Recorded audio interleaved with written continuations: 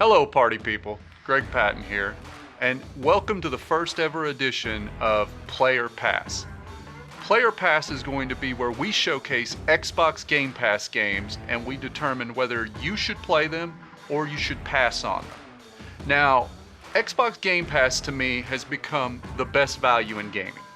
I don't think there's any question about it. The fact that they have such a diverse lineup, the amount of inventory they have, is quite an accomplishment. And that is why I wanted to do a series about playing an Xbox Game Pass game each week. This week I've selected Night Call, a game from Monkey Moon Studios and Black Muffin Studios. A serial killer detective story set in Paris. But the twist is that you are a taxi driver picking up fares who previously committed murder and was released from prison, and a lieutenant is ready to pin the crime directly onto you. Let's take a look. I've put in, as you can see right there, my playtime about 15 hours. I've played it for a couple weeks here and there. I've solved 2 of the cases, so I'm going to start a new case. Now, what makes it unique is it's always the same scenario. As you're going to see in the beginning, it's a taxi driver who gets shot and goes into a coma, and when he comes back from the coma, he is then put in a position by the district attorney where he has to help solve the murder, who's committing these crimes. And what the game's going to do is it's going to give you 4 suspects. Now, you may see these suspects show up on your fares, so you'll get a chance to actually interrogate them in a way that's more, kind of getting to know you, not really asking questions that law enforcement would. What makes it a really cool game, in my opinion, is it's all the little stories that take place. You actually have passengers who have multiple story threads. So if you pick up a passenger that you like, you can actually have them, you'll see another opportunity to pick them up again. And when you do, they'll continue the story thread of whatever it was. Anytime you have a game where they're asking you to make choices, the big question always is, does it matter what I pick? In Night Call, my answer to that question is, from what I've experienced, I believe it does matter because it doesn't have the same responses, and it's not, oh, this response is similar. The way I know that is I have played with passengers that I picked up in one case, I picked them up in a second case, and I took an entirely different tack with them. For instance, the couple that I picked up who was telling a story about they were looking for a surrogate, they wanted to know, did looks make a difference for the baby? I told them one time I think it does, and the next time I picked them up I was like, no, I don't think it does. It changed the way they tipped me, and it also changed if I picked them up a second time, how did they interact with me? So now we're actually getting ready to drive, and this is where the point of the game is right here. Okay, now you can see we have a bunch of people who are lit up and I can drive to them. Now I do have gas. There is a clock. You have to finish your night by about 4 or 5 a.m. You get back to your apartment so that you can look at all of the evidence you've gathered. Not to mention there are landmarks that you can go to.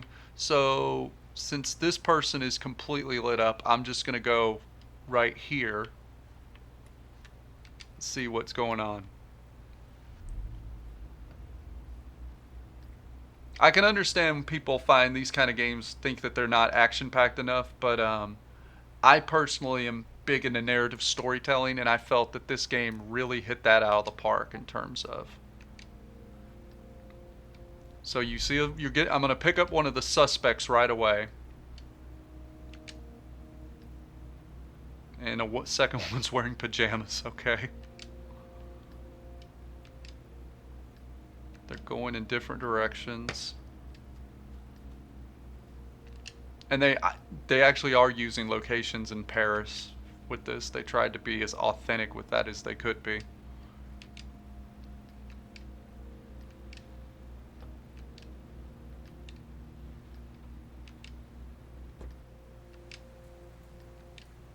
I'm a speed reader, so I'm clicking through things pretty quickly.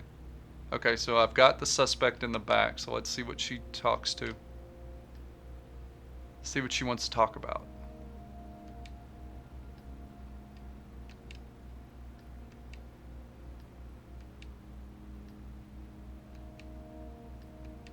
So we're talking about restaurants.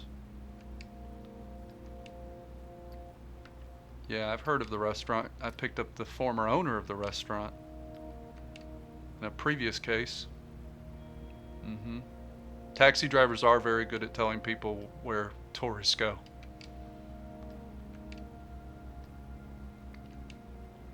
Yep, we meet all sorts of people. That's part of the joy of this game. And see, now I have a different, like, I can kind of almost be really enthusiastic, or I can even say nothing here.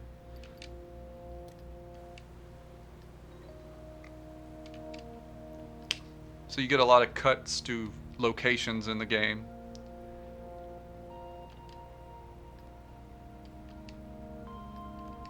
Okay, she's got a plan, a scheme.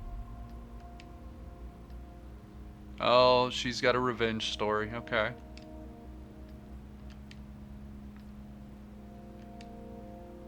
I recommend it. Yeah, she's into revenge. Oh, wow. So the woman she was just talking to destroyed everything she previously had. She's in charge of a candy business.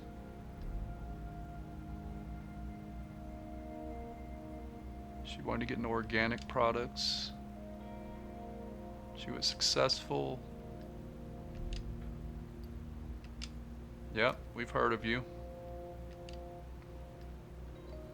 Uh-huh.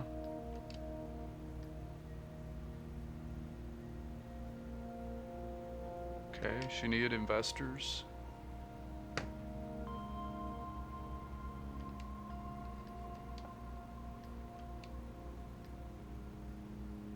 And you see how it's written. The dialogue is really one of the strong points of this game. I mean, it's a text-based game. It needs to be, but these characters need to be compelling. I've never met this character, and I'm interested that you're talking about a woman who's out for revenge, who inherited a candy shop and wanted to turn it into an organic food place, and now she's owned 14 businesses and she's seen them all start to go away. She was fired by her own company. Okay. I'm just gonna let her keep talking. Her eyes are wandering. I didn't want to sell to a big group. I didn't want to franchise my business. I just wanted to sell really good candy, succeed in the wake of my father's failure. She made a mistake. She pretended. Always using the children. Spend time with the children's always one of the excuses when somebody gets let go. She was lying.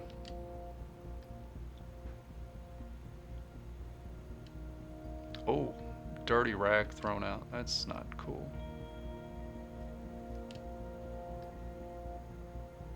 She's preventing tax fraud. She gets into complications. She's trying to trick them by selling her remaining stock.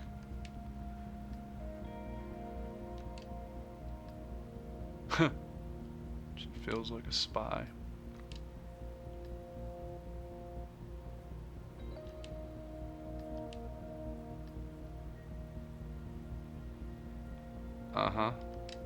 Lying to her.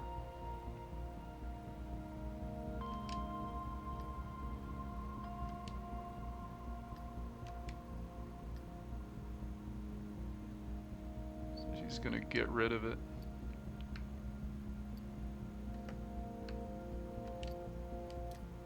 I have no choice, so she's choosing herself over her legacy.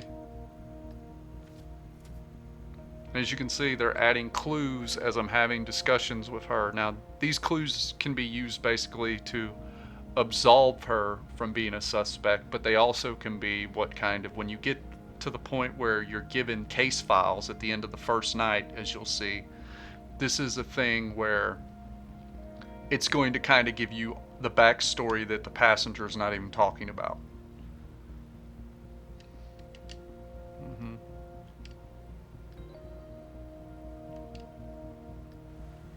And she's gonna get out of the car right here.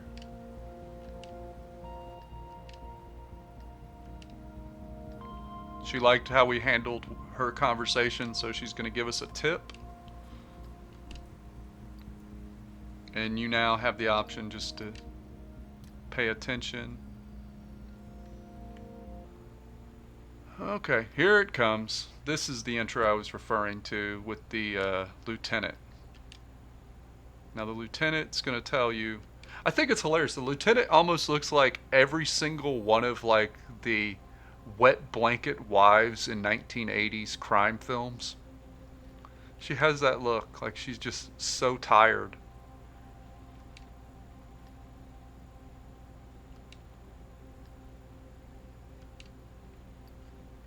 I'm just gonna let her talk because I'm not gonna tell her I didn't lie.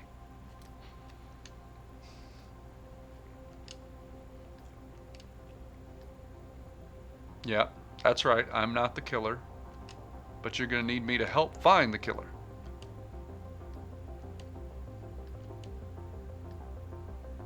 So the chief is the person who thinks that you, the character you're playing is the main suspect, even though you've been shot.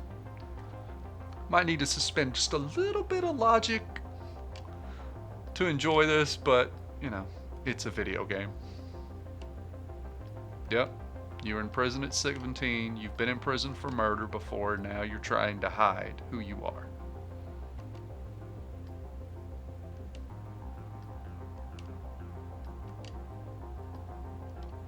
So she's going to exploit you because you're vulnerable. So she needs you to do the work for her and solve the case. Honestly, it might make a pretty good series. I don't know about a film because the series, it would probably be pretty good to have a detective come to a taxi driver. Obviously, it'd have to take place probably in an earlier time frame. Yeah, I'm not Batman. I'm driving a taxi cab. To actually have a storyline where he has to provide evidence. Now, I wouldn't want it to follow old television where it's like we have to wrap this up in 53 minutes, 42 minutes with commercials. But I do think it would be interesting if it was like one case. Think of like True Detective where you have one case that you have to solve the entire season. So I can't refuse a lieutenant cop who knows my entire background.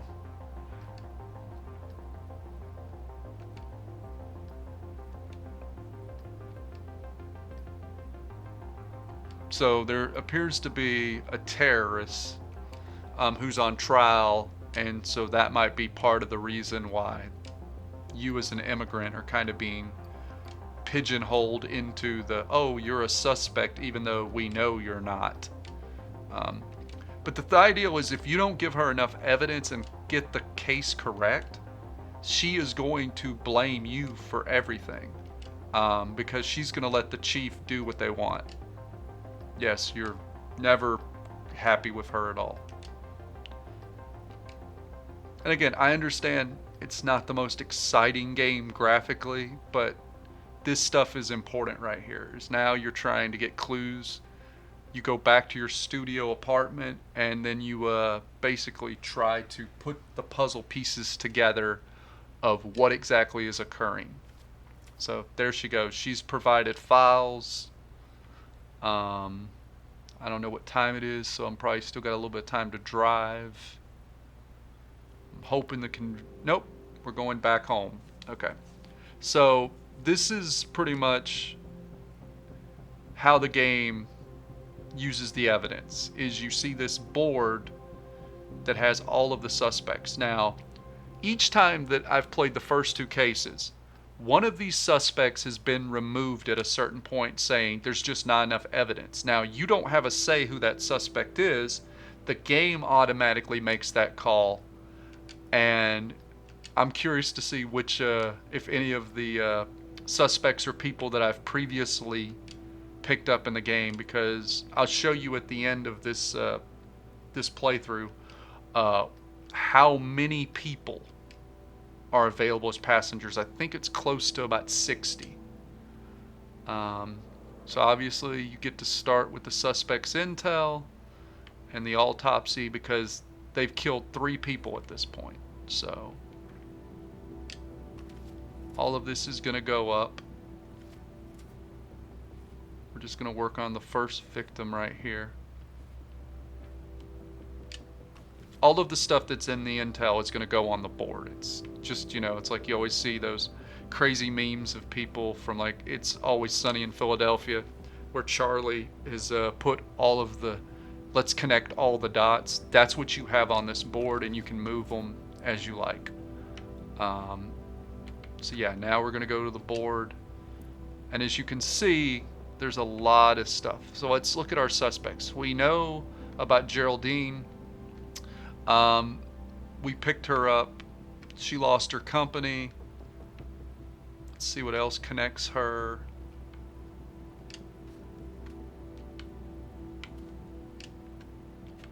Okay, she's connected to 2 people, including Anita. Wow, the woman who she needs to get to sell, who she's trying to sell her stock to, is a suspect as well. That is interesting. Okay.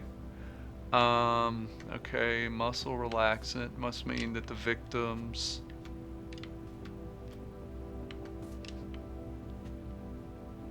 Alexandra. Okay, he's retired mailman. Lost his grandson. He attacked her during a protest. She never pressed charges. Christopher, young drifter, drop out of school, possible use of drugs. We know she's CEO. Father was like, this is interesting. You've got 3 people who don't typically fit the serial killer profile. Another entrepreneur, Camille, anger management. Okay. So we have a lot of victim 1. So if it's not something specific, I like to put it basically like this so that I can kind of see. Victim 1 did work for the mafia. Okay. Victim 1 was thought to be a suicide at first, burn marks on the body, and is similar to Albatross Fire. So victim 1 was an arsonist. Victim 2 was strangled post-mortem. Tears found on victim. These, I have to say, it's kind of interesting. As I'm going to end the night here. It's kind of interesting that usually you have more to go on. This is very little in the beginning. So I guess you move to another case. They just get a little more difficult. He's always struggling to sleep at night. And now you get ready to start your second day. Now this will be a full day, and things like the radio will be unlocked, which will give you some information sometimes. And the convenience store, because as you saw, there is a gas meter. So I haven't run out of gas in the game. I don't know. But you do have landmarks. And you also have the ability to buy newspapers, and sometimes the radio, the newspapers, the landmarks provide clues. As I said previously, there are a lot of people you can pick up in this game, and you can see just how many storylines some of these characters have. For instance, Francois over here, you can see that there are a ton of options of what can happen with him. You see some people, it's pretty quick in terms of what's going to... I don't want to show a lot of these. Some of these might actually give away who the murderers are in case you do want to play this game yourself. But as you can see, just in 2 cases that I've played, I've found quite a diverse selection of people, including like Santa Claus. There's a cat. There's a robot who feels that he has to destroy himself because he knows that he's better at work than humans, and if he doesn't destroy himself, he truly believes that he will be the cause of human existence. Who should play Night Call? Fans of heavily driven narrative text-based adventures such as Heavy Rain, L.A. Noire, Sherlock Holmes, and A Wolf Among Us. The type of games that live or die by the characters and stories they tell, while still reminding you that there's a ticking clock that you have to reveal the identity of the serial killer within 6 days. Who should pass on Nightcall? Well, if you're focused on gameplay and action set pieces, Nightcall might not be the game for you. Think of if your favorite stories involve Halo and Gears of War. A story about picking up a cat in a taxi cab and driving around to its destination may not be the right game for you. In conclusion, I am giving Nightcall a pass or play rating of play. I've been immersed for over 15 hours driving around the late night streets into early morning of Paris. I've met characters that I've never seen in video games before. The replay value of this game is very high because after your first 3 cases have been unlocked, you unlock free roam. So I can complete those cases where I want to see what happens to the passengers who I've met along the way. And the replay value goes up even higher when you take into account that after 3 cases, the identity of the serial killer will reset every single time. But hey, that's just my thoughts on it. Let me know in the comments if you've played Nightcall before and what game would you like to see us cover next on Player Pass. And if this type of show is what you'd like to see more of, don't forget to hit that subscribe button. I'm Greg Patten saying, if you can't play sports, play games.